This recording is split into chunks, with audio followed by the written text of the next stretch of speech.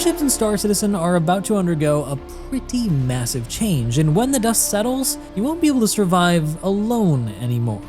This is all thanks to the new engineering mechanics that CIG plan to bring online in the coming months. So if you currently own or plan on owning one for yourself, you should probably sit down and take a few notes.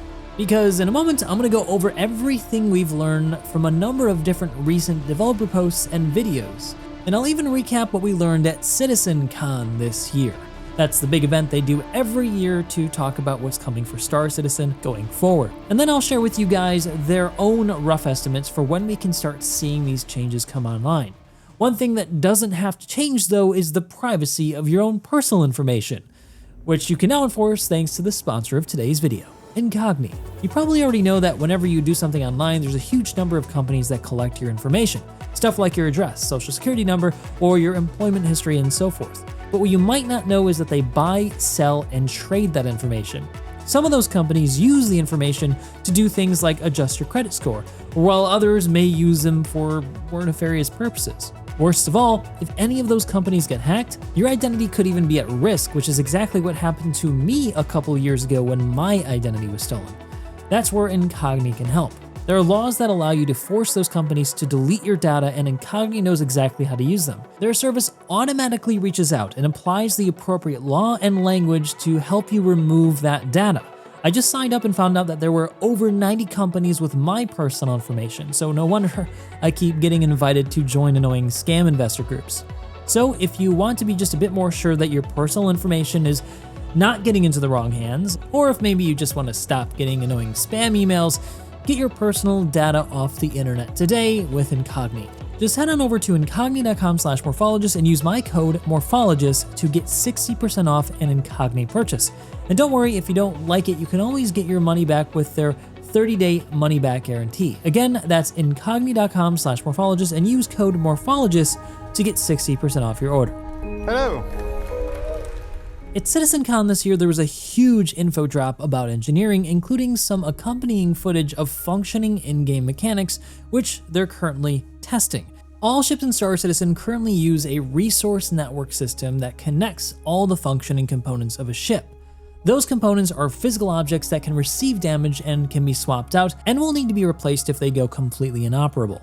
Eventually, they'll also allow us to tune them for specialized uses. Smaller components can be swapped out during battle, and when the engineering gameplay comes online, we'll also be able to repair them using a multi-tool repair beam. Beam Citizen, I know. Large components, on the other hand, will initially only be able to be repaired at stations after they reach 0 health. With the upcoming system, over the course of combat, or just general use of the ship after a prolonged period of time, they'll take damage and wear. This will eventually cause malfunctions, which will manifest as signature bursts that will make you more detectable, misfires, and in the worst case scenario, fires. When the system fully comes online, you'll need someone to manage the power distribution to each of these components through the resource network using a limited pool of power. This will enhance their function at the cost of additional wear. Batteries, though, will also be available to add to that pool as a temporary solution during emergencies, such as during combat or when you need to run away really fast. Think diverting power to shields, weapons, and thrusters, for example, while reducing power to life support to get out of a sticky situation. Accessing the resource network will be done through an engineering terminal, which will show the connections between each of those components. You'll be able to see the connections to nodes, which will have their own fuses that can blow out or become damaged. These nodes connect to all of these devices and are kind of the in-between points to make the ship function. During battle or maintenance, someone will need to reference this diagram then to identify what systems need the most attention.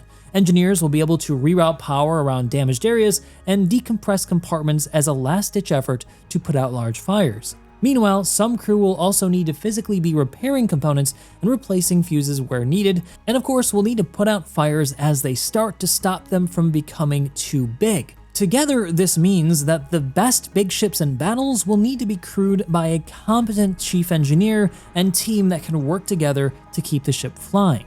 When all of this was demoed in the live presentation, it proved to be quite an involved process. I imagine through practice, though, that an experienced crew would be able to handle things a lot better than the developers did. Let's move on, though, now to some of the more recent information that helps kind of fill in some of the gaps. So some of the things we found out just recently is that the new system will absolutely make large ships a lot harder to fly on your own. Just by the demo alone though that we saw at Citizencon, it should have already been more apparent that flying solo is going to be a thing of the past. However, they did clarify that a single pilot will still be able to fly a large ship alone so long as they're not engaged in combat and so long as the ship is in good condition with minimal wear and tear. They continued that this system isn't really meant to make multi-crew ships more troublesome to fly, but instead is meant to make them more durable than smaller ships without crew. The idea is that with the crew, you'll be able to stay in a fight a lot longer by repairing parts that would traditionally need to be taken back to a station and repaired, so your crew can keep you going for a lot longer with this system than would otherwise be possible. How often these malfunctions occur though will depend entirely on the age of the ship and how much power you've been driving to the components through the power distribution network, and of course, any combat damage that you receive. The developers noted that if you run your ship on minimal power, for example, that you'll reduce the wear and tear on them so that they'll last a lot longer. This will encourage players to consider conserving energy when systems are not in use. They stress though that they don't want to make this annoying and caution that the upcoming first release will need some balancing before they get it to where they think it's going to be a lot more fun than troublesome. How these different engineering networks differ between different ships, the developers explained, would depend on the ship themselves, but generally speaking, military-grade ships will have additional nodes and redundancy for better survivability in combat. This means that civilian ships will be a lot more vulnerable and can be crippled a lot more easily. However, it also clearly implies that the upkeep will be a great deal more expensive on these military ships, given that they're just going to have more components that need to be replaced and looked after. On the topic of components, the initial release doesn't look like there's going to be much differentiation between the manufacturers of said components. The most important distinction that will be made will be its class and grade. To refresh your memory, there are competition, civilian, industrial, and military class components graded from A to D. As an example, the developers mentioned that industrial and military grade components will be more durable than civilian and competition components. I suspect though that there will be further differentiations, such as military components being more expensive, higher performance, but at the cost of high energy, and so on. When those components go bad, they mentioned that eventually they will return to sub-components of main components being replaceable, but for the initial release, they'll focus on large components only. However, there will be smaller components to worry about for the first iteration, such as avionics and atmospheric scrubbers, which will play a role in life support functionality. These will eventually play into more bespoke repair sequences, but for now, we just have Beam Citizen. This suggests that life support will also play a big role in the survivability of a crew. The aforementioned air scrubber's purpose is to remove toxins from the air created by burning toxic materials, though they weren't specific about how this will occur and if it will occur in their first iteration. It's been discussed by developers on other occasions that spacesuits are planned to have a much more limited supply of oxygen going in the future, so constantly wearing your spacesuit so as to not have to worry about that will not really be an option and will be more of a last-ditch limited time solution. The developers also explained that life support will be connected to a node with fuses for each room, so individual rooms will be susceptible to going offline. This though can be temporarily mitigated by opening a bulkhead door at the risk of potential fires spreading more freely. Finally, they stressed that at the moment, air supply is currently modeled as a finite recycled resource. It is possible then to lose it completely after venting it into space, which will be yet another facet for engineers to consider. Moving away from engineering and more to how large ships are piloted and defended, that too is going to change around the same time. The new Master Modes rework is an entire flight model overhaul which will reduce the top speed of all ships across the board to what they call an SCM level when SCM mode is activated. This SCM mode is the only mode in which you'll be able to use your weapons, use ship-specific functionality like mining heads and salvage collectors, and utilize your shields. Navigation mode will instead allow you to travel much longer distances, including the use of a new short-range travel mode called quantum boosting, which will allow you to quantum boost in any direction up to 50,000 kilometers. This though comes at the cost of, like I said, losing your shield, so you'll become vulnerable when you enter this higher speed mode.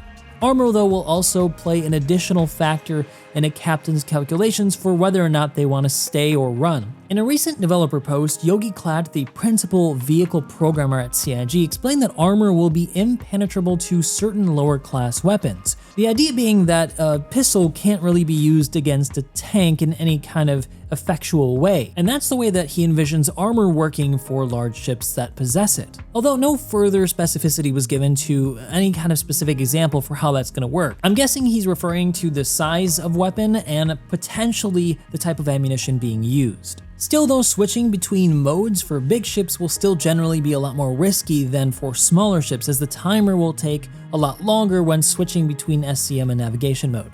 For defense and offense, turrets for multi-crew will also be getting a upgrade with the new precision targeting mode that they showed off at Citizencon. Yogi also added though that they'll be able to add modifiers to turrets to increase a weapon's effective range by increasing its velocity, for example. They have access to tools now that allow them to do this level of small size change, although this is more of a balance concern and will really only come into play after the first release when they find out how all of these ships are working versus how they envision them working. And on the subject of large ship combat, Yogi stated that the ongoing goal at CIG is to achieve naval-style combat for the largest of vessels, although he stressed that the way a ship behaves will be unique depending on the hull itself. A Polaris will handle very differently than a Kraken, for example. Generally though, larger ships will need to be more concerned about their effective DPS output, positioning, and damage control teams. He gave the example that rolling a ship to better expose better turrets and fresh shields would be a way to fight back in a big ship in this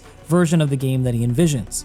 But that's all well and good. When can we expect to see all of these changes? Well, with the engineering gameplay discussed in this video, they're currently targeting Q2 for next year, which is midway through 2024. About 6 months from now if we expect to see it to go in testing and PTU a little bit earlier. As for master modes though, they'll probably roll out around Q1 to Q4 next year in bits and pieces, as Yogi mentioned that they're going to be implementing them in portions and not all at once. So he said, for example, we might see the speed changes come first. But it's clear from what Yogi said that there's still a lot of work ahead for the team working on master modes. It'll be interesting though to me to see when these things roll out relative to one another. In my view, master mode speed changes are desperately needed in order to make large ships more competitive with the nimble light fighter meta that we've always had. Yogi stated on multiple occasions that he wants large ships to be a threat to small ships, and that attacking large ships should require coordination with numbers. Without the master mode's rework, the engineering changes will still make an impact but be less important given the fact that people will still not use large ships that often, given that they're not really that useful outside of maybe the A2 and hauling ships which need the extra room. Either way though, I'm pumped to see that they're finally working on large ships and giving crew tasks to do beyond just manning turrets. I hope to see something more akin to Sea of Thieves but in space, but more complex and interesting. I can't wait to play the role of chief engineer coordinating my team to keep our ship going in a battle. I'm also really interested to see how big ships change the way combat is done in Star Citizen and whether or not they'll play a more active role in regular day-to-day PvP. Hopefully we'll see the end of things like a single light fighter being able to kite a hammerhead to death, which is supposed to be a light fighter screen. I kid you not, that ship is made to take down light fighters. But what about you guys? Are you excited to see these changes coming in for big ships? Let me know down in the comment section below, and as always, I hope to see you guys in the next one.